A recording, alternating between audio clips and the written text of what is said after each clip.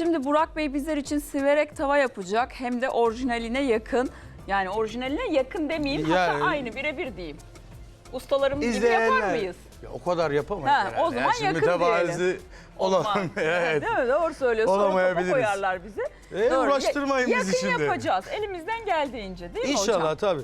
2 adet domates, 4-5 adet acı biber, şili biberi diye paranteze almışız. 4-5 adet sivri biber, 700 gram dana kuşbaşı, isot, pul biber, tuz, bir baş sarımsak, 1 yemek kaşığı salça. Buyurun hocam ellerinizi bir yıkayın Evet. isterseniz. Şurada hemen lavabomuz. Bizde hijyen başta gelir kurallar arasında. O yüzden direkt öncelikle ellerimizi yıkarız. Sonrasında yemeğimize gireriz. Ben biberlerinizi ayıklayayım mı bu arada? İster misiniz? Olur nasıl istersen. Şöyle Tabii benim içinde. verelim. Burak Bey bize hem türkü hem şarkı hem de yemek yani her şeyi yapacak. Bu arada baba da türkü. Ha ben bu arada bugün sarı oldum Serpil. Ben de siyah oldum. Sarı limon civciv. atayım. Genelde sarılar sarı giymez diye bir kanun vardı. Hani sarışın olunca çok sarı giymem ama ben seviyorum O sarı çok rengi. yakışmış keten Ve valla. dedim ki izleyicilerimin evine bugün Kanal 7 ailesi olarak güneş gibi doğalım. Böyle güneş gibi parlayalım. Çok güzel olmuş ama. Güzel oldu bence de yani. Ben çok beğendim pantolonu. Dün aldım bugün giydim. Hani bayramda Burak Bey, kalır ya alalım mı? çocuklar. Aramıza gelsene. Buyurun. Bak Evet. beyefendi siyah, ben Evet, siyah. ben şurada durayım doğru. Ben de Şöyle bugün. Bence evet sizin aramızda kalmanız Tamam. lazım ki Papatya bizim gibi. rengimiz açılsın biraz. Buyurun hocam. Bismillahirrahmanirrahim. Süper. Şimdi aslında bu yemeğin çok bir püf noktası yok. Bütün malzemeleri karıştırıyoruz. Tamam. Etimizi buraya alacağız. Etimizi alacağız. Başta Verdim. etimizi alalım. Biz kuzenlerimle saklambaç oynuyorduk. Tabii evler büyük evler, hani konak tipi evler olduğu için Nasıl atladı ya hocam?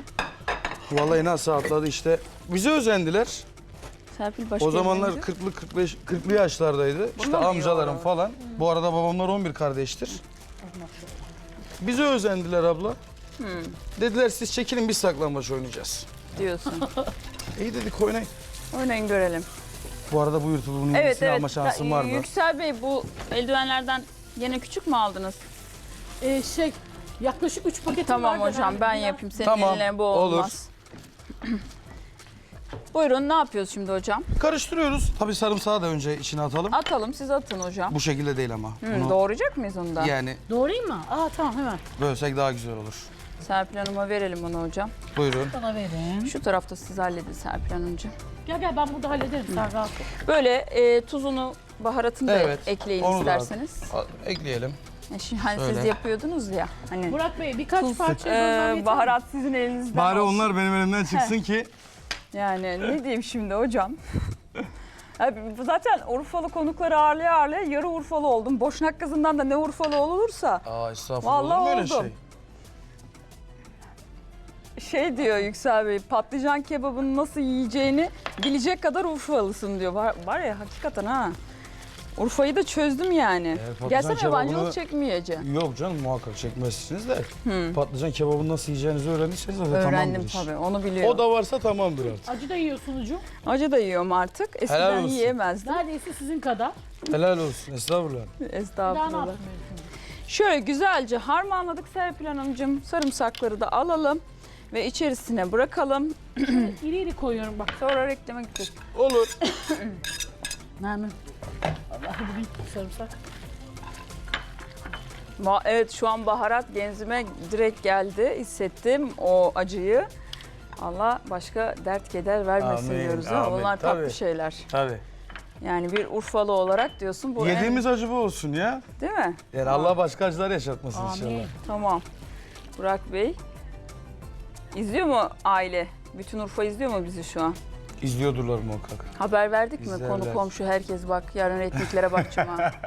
Herkesin haberi var. Herkes izliyor tamam. Herkes izliyor. Urfa güveniyorum size.